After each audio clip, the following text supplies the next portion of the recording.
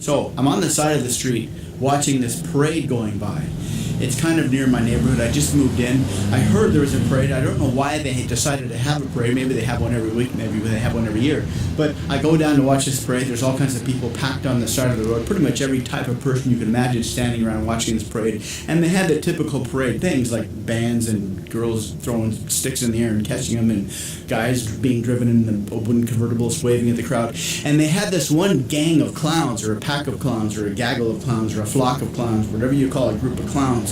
They were marching. There was like 20 of them. They were doing this synchronized juggling, and all their balls matched perfectly in the air, and all the balls were the same color and the same order. It was pretty amazing.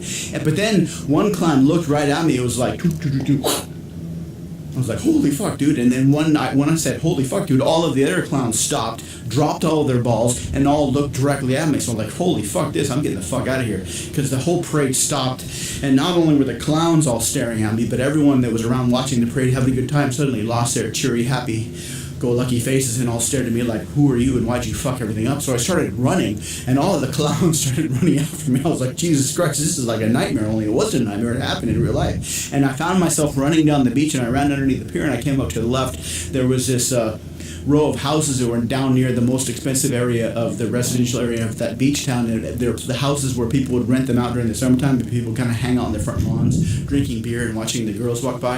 And there was like this stand next to the houses that sold nachos, and I figured I'd buy myself some nachos and hopefully blend in with the crowd. So I bought some nachos, and I'm sitting there, and the clowns never showed up.